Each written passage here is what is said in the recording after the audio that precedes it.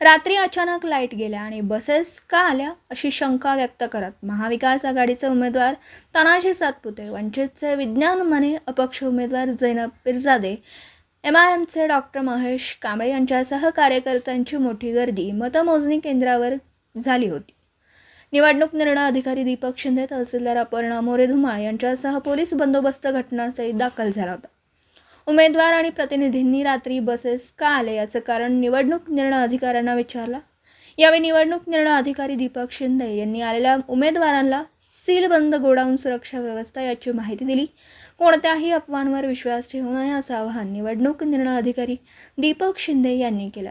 तानाजी सातपुते, मिरज विधानसभा 281 चा अधिकृत उमेदवार।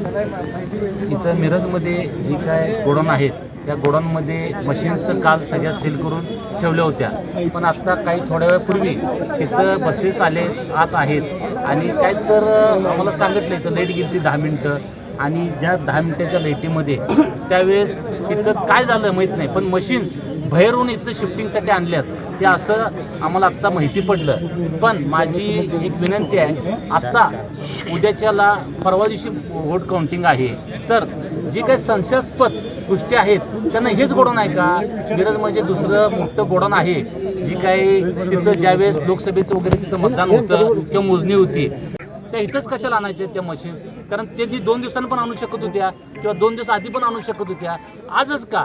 कारण इथं जे आम्ही आयुष्यातलं जे काही कष्टानं त्यांनी कमवलेलं आहे, जे मतदारांनी मिरज मतदारसंघातल्या सर्व माता बहिणी बंधूंनी जे आमचं मतदान इथं सीलमध्ये करून आम्हाला ठेवलं आहे, त्या तिथं जी का मशीन्स आल्या त्या आम्हाला संशयास्पद वाटतंय। तरी आमचा एक विषय आहे, आम्ही शासनाला विचारू शकतो, कलेक्टर साहेब असून देत किंवा डेप्युटी कलेक्टर साहेब असून किंवा निवडणूक अधिकारी साहेबांना आमची विनंती आहे, त्यांनी त्या मशीन्स काय असतील त्या आलेल्या नवीन त्यांनी बाहेर ठेवाव्या। 2 दिवसानंतर मतमोजणी झाल्यानंतर त्यांनी काय करायचं तो डिसिजन घ्यावा, पण जोपर्यंत मतमोजणी होत नाही तोपर्यंत आमचे सुद्धा माणूस इथे राहतील। त्यांनी म्हणतात SRP CRP काय आहेत ते सेंट्रलचे जे काय आहेत, तरी पण आम्हाला इथले जे काय महाराष्ट्र शासनाचे जे काय पोलीस आहेत त्यांनी इथं असावेत आणि आमच्या मशीन्स आत्ता आम्हाला दाखवाव्यात। आम्हाला स्वतः मी उमेदवार म्हणून मला दाखवाव्यात आणि जी काही CC फुटेज आत्ताचं जे काही तासापूर्वीचं आहे ते आम्हाला त्यांनी दाखवावं आणि आमच्यातली माणसं इथं 2 दिवस स्वतः इथं आम्हाला त्यांना झोपायला वगैरे द्यावं ही आमची विनंती आहे। कारण असं जर होत असेल तर लोकशाहीला हे कायमा फासणारी गोष्ट आहे।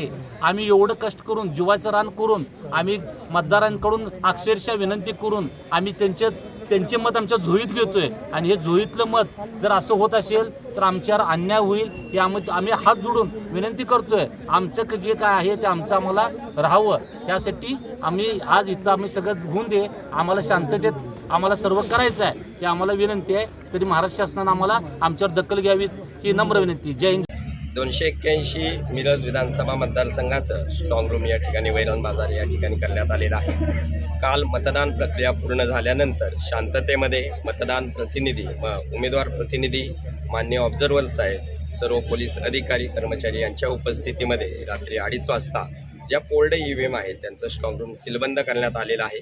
सदरचं सीलबंद असलेल्या EVM बद्दल काही उमेदवारांनी शंका निर्माण केली असल्यामुळं या ठिकाणी सर्व उमेदवारांची सर्व स्ट्रॉंग रूम सुव्यवस्थित असल्याबद्दल खातरजमा करून देण्यात आलेली आहे।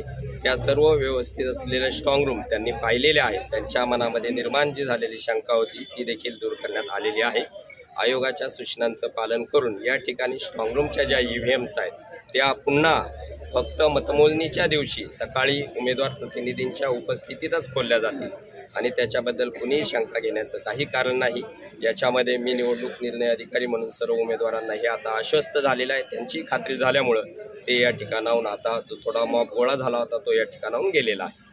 सर, अफवा विश्वास करून नाही, सर्व मतदान झालेल्या EVM मशीन्स आहेत त्या EVMच्या स्ट्रॉंग रूममध्ये या ठिकाणी सीलबंद करून ठेवण्यात आलेले आहे। त्या संदर्भामध्ये सर्व पोलीस बंदोबस्त या ठिकाणी नियमाप्रमाणे आहेत। मान्य जिल्हाधिकारी साहेब, ऑब्झर्व्हर साहेब, SP साहेब हे देखील त्या ठिकाणी सर्व याच्यावरती देखरेख ठेवून आहेत।